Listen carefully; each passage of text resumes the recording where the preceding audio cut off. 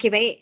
Bismillahirrahmanirrahim. Assalamualaikum semua. Selamat petang. Waalaikumsalam. Salam. Cikgu, sehat cikgu? Ya Allah, pemalas ni semua anak murid saya jawab salam. Semua tak makan lagi ke? Tak makan lagi cikgu.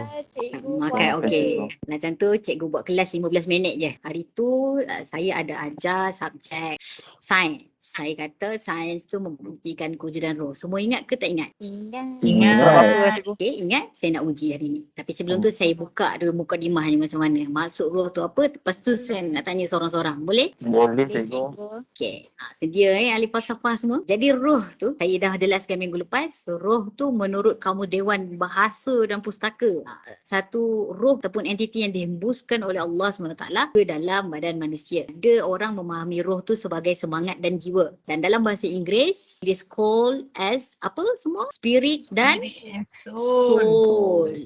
Jangan lupa tu, spirit dan soul. Majoriti agama dan budaya dalam dunia ni rata-ratanya percaya dengan kewujudan roh. Tapi roh ni dianggap sebagai satu entiti yang tak dapat ditanggapi dengan panca indera. Kita tak dapat tengok dengan mata kasar dan sebab itulah dianggap roh tu sebagai satu entiti yang misteri. Kita tak boleh tahu posisinya di mana. Dia bersatu dengan kita atau tidak. Dia bergerak ataupun statik. Dia naik ke dia turun. Kita tak tahu. Sebab semua tu hanya Allah je yang tahu. Tapi cikgu nak tahu. Sebab hari tu cikgu dah ajar segala teori-teori kan. Cikgu nak tanya Ajmal dulu. Apa yang awak tahu daripada kelas yang cikgu ajar minggu lepas? Saya ke cikgu? Ya, Ajmal. Tak ada orang lain.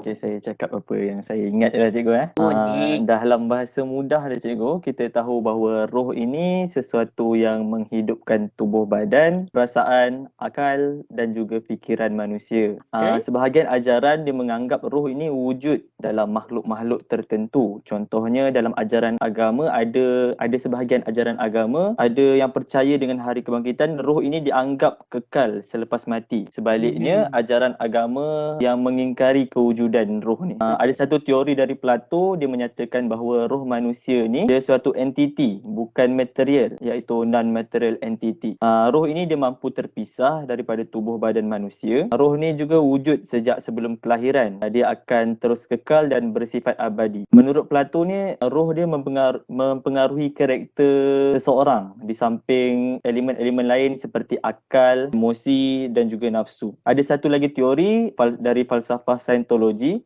seseorang manusia itu bukan hanya memiliki roh, bahkan dirinya itu sendiri ialah roh yang bersifat abadi. Terma yang merujuk kepada konsep roh dalam falsafah ini, dia dikenali sebagai Thetan. Itu je lah yang saya ingat cikgu. Sebut betul sikit tu Ajmal. Thetan. Thetan. Okey cikgu. Maafkan saya. Ingat tu.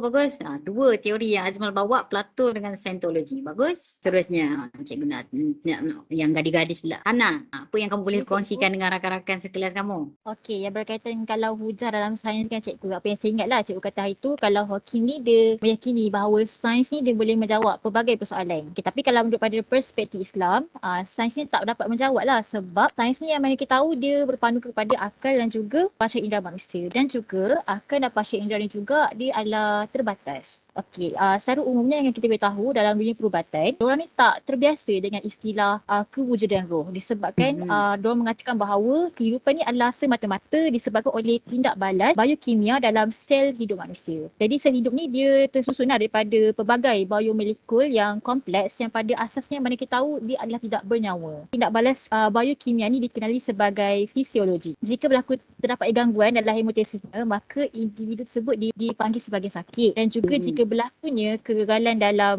sistem fisiologinya dan juga badan tak dapat sembuh semula, maka dia digelar sebagai mati. Itu yang saya faham daripada kelas cikgu hari tu. Betul ke? Betul.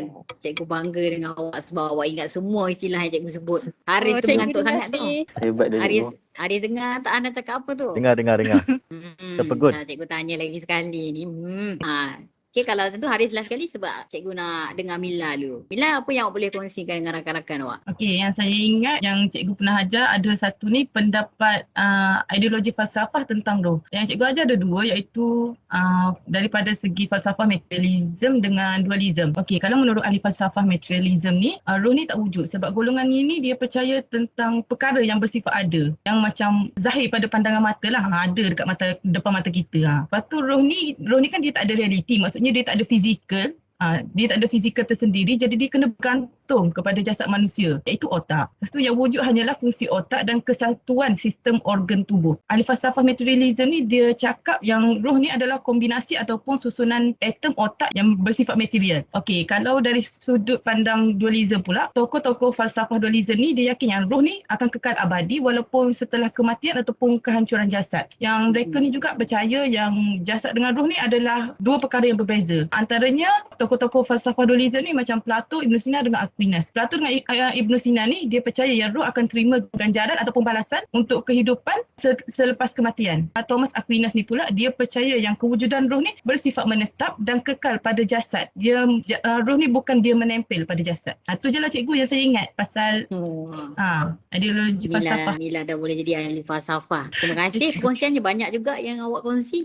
Ni kita bawa pula tokoh terakhir kita, kan ahli falsafah kita, Haris. Apa yang awak nak kongsi dengan rakan-rakan ni? Okay, saya nak kongsikan yang berkenaan dengan ada yang cikgu sebut sebelum ni, iaitu roh ni disebutkan dalam Al-Quran sebanyak 20 kali. Cikgu kan? Tapi dalam banyaknya cikgu yang cikgu beri tu, saya terlihat dan suka tengok ada satu ayat ni, iaitu daripada surah Al-Isra, wa yas'alunaka 'anir ruh qulir ruhu minal amri rabbi wa ma utitum minal ilmi illa qalilan. Yang bermaksud, dan mereka bertanyakan kepada kamu tentang roh, katakanlah roh itu dari perkara urusan Tuhan dan kamu tidak diberikan ilmu pengetahuan melainkan sedikit sahaja. Dan berkenaan dengan ni cikgu pun ada menerangkan berkenaan dengan ada salah satu imam, iaitu Imam Fakhruddin Ar-Razi, iaitu imam tafsir, yang menafsirkan ayat tersebut dengan menyatakan Allah ingin menjelaskan bahawa akal manusia ini terhad dan tidak mampu untuk mengetahui lebih berkesan dengan roh. Yang ni cikgu pernah terangkan dalam kitab yang kita baca, itu Al-Mafatih Al-Ghaib, betul cikgu? Dan yang kedua iaitu berkenaan dengan Imam Jalaluddin Al-Mahalli dan Imam Al-Sayuti menyebut bahawa ayat jelas ini menyebut bahawa urusan roh itu adalah di bawah pengetahuan Allah sahaja. Untuk pengetahuan kawan-kawan, urusan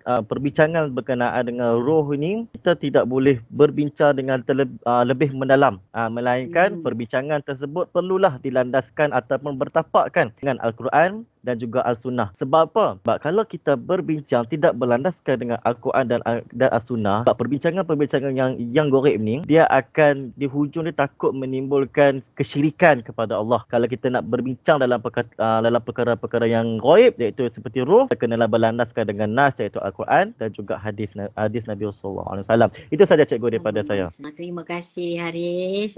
Terima kasih semua. Cikgu rasa cikgu Hebat boleh kami, kata cikgu. cikgu bangga dengan kelas awak semua. Secara tuntasnya daripada keseluruhan yang cikgu ajar bagaimana sains dikatakan membuktikan kewujudan roh. Ada setengah ideologi, setengah agama menerima roh. Tapi ada juga yang tolak sebab tak nak percaya perkara yang tak nampak, perkara yang gaib. Kalau tak boleh dibuktikan secara material dan fizikal, dia tolak kewujudan tu. Tak kisahlah dia tak nampak roh, dia tolak roh. Dia tak nampak minda, dia tolak minda. Jadi satu je yang cikgu nak bagi tahu, bahawasanya akal manusia tu terbatas. Tapi tak bermakna kita menolak agama kita, khususnya agama Islam, tolak sains. Sebabnya Islam kita ni terbuka untuk kita kaji bagaimana, tak kisahlah roh ke malaikat, syurga sekalipun, semuanya ada. Tapi kena berlandaskan Al-Quran dan Sunnah. Okey, pegang semua teori-teori tentang roh. Sesungguhnya sains boleh membuktikan kewujudan roh, tapi jangan lupa asas kita supaya kita tak mengikuti sesetengah ideologi yang hanya nakkan perkara yang nampak sahaja dianggap betul. So, itu sahaja daripada cikgu. Semua boleh rehat dan makan.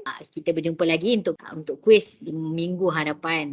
Okey, terima kasih semua. Assalamualaikum. Sama-sama cikgu. Terima kasih cikgu. Terima kasih, cikgu.